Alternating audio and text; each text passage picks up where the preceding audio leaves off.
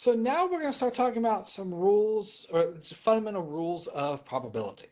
So first things first, this is actually something I see quite often in folks submitting their homework assignments. The probability of any event that occurs has to be greater than or equal to 0 and less than or equal to 1. In other words, your probabilities can never be negative, and it can never be greater than 1, greater than 100%. So whenever you're doing these problems, if you get a probability that is negative, or you get a probability that is larger than 1, or larger than 100%, I guarantee you went wrong somewhere. All right? Because that is the number one fundamental rule of probability. You should always have your probabilities greater than 0, but less than or equal to 1. And then also, if you're taking the probabilities of multiple events, multiple experiments, all of the probabilities of each experiment have to add up to 1. Otherwise, something went wrong somewhere. All right. Now, probability using the empirical approach. So empirical simply means we're going to be using frequencies. So how often does an event happen? Divided by the number of trials in that experiment. So in other words, if you take that coin that we flipped in the last problem and you flip it 100 times and you track how many times heads showed up, then instead of doing the probability formula each individual time like we were doing, you can do the probability formula at the very end simply by adding up how many heads we had divided by how many flips of the coin that we had. Okay? That's what the empirical approach represents. Instead of doing the formula each individual time, you're going to be doing the formula at the end of everything after you've recorded your results. The classical method is something that we're very familiar with. So if an experiment has equally likely outcomes and the number of ways that an event can occur is equal to some other value, then the chances of finding the probability of that event occurring is the amount of ways that your event can occur divided by the number of possible outcomes that you have. All right. So you're probably thinking, well, this is very complicated. I can do probabilities kind of like normal. Yes, a lot of people can. The thing is, with probabilities, not many people actually see the inner workings behind the formulas and why probability works the way it does. That's what this represents. It breaks it down into the whys and the how probabilities work. All right, so if you wanted to deal with sample spaces, the chances of your event happening is equal to the sample space of your event divided by the sample space of your number of outcomes. Okay, that's the other classical approach. Okay, cool. So let's look at a problem. You're at the casino with Danny Ocean, Jackie Chan, and Chris Rock. Next thing you know, you're at the craps table and you roll a pair of dice. All right? So you've got 3 things you need to figure out. What are the chances of rolling a 7? What are the chances of rolling a snake eyes? In other words, rolling a 2. And how likely are you to get a 7 versus getting a snake eyes? All right? Or getting a 2. All right, so let's take this step by step. What are the chances of rolling a 7? And in the problem, I italicized the word pair. You've got to be careful on reading these problems because that little word pair changes everything in your problem.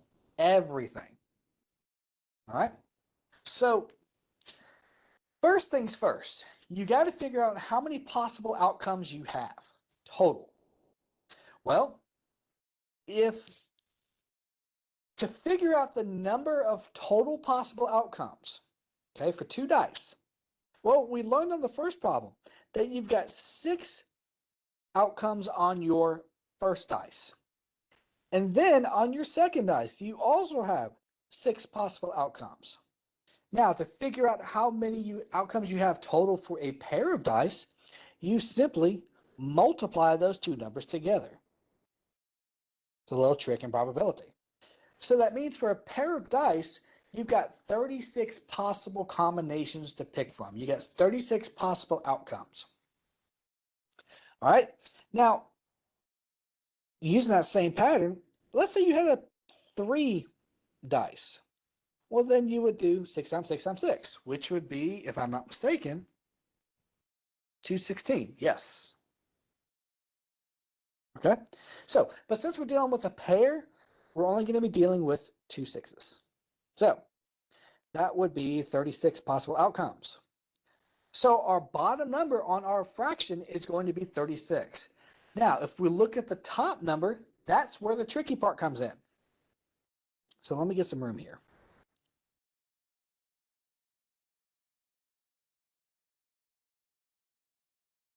Okay. So we got 36 outcomes. To roll a 7, all right?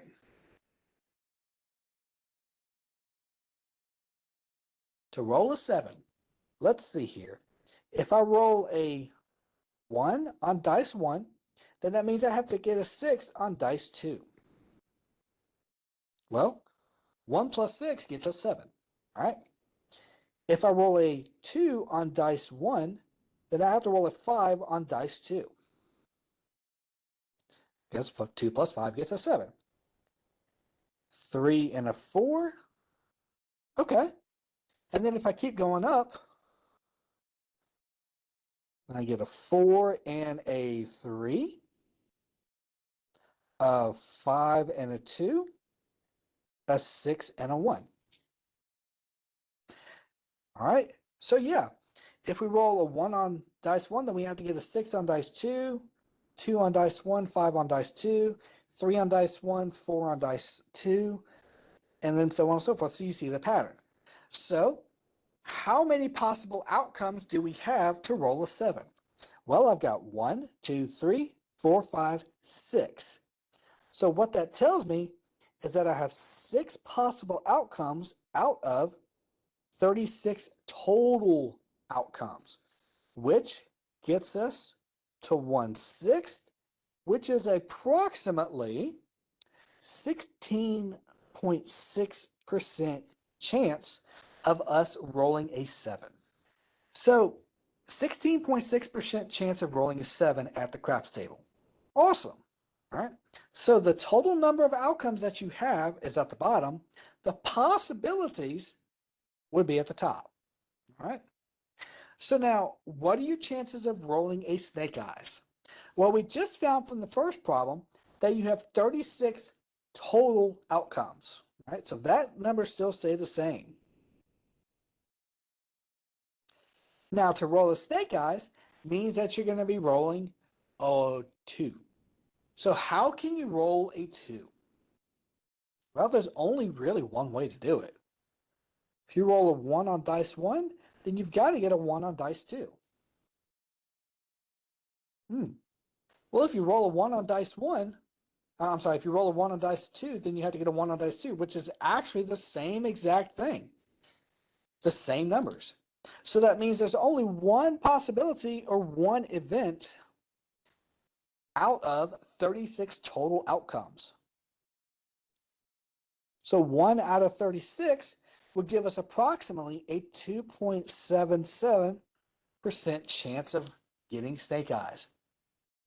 That's actually why some of these things in gambling is really, really small. That's why you very rarely win, because these odds of getting them are so small. So now, the third question, how likely are you to get a 7 versus getting a snake eyes? Well, really, you take the bigger number, divide it by the smaller number. Well, you get 16.6 divided by 2.77.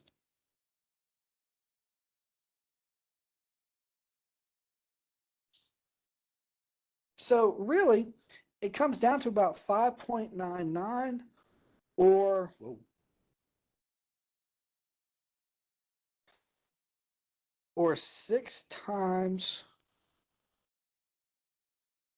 more likely.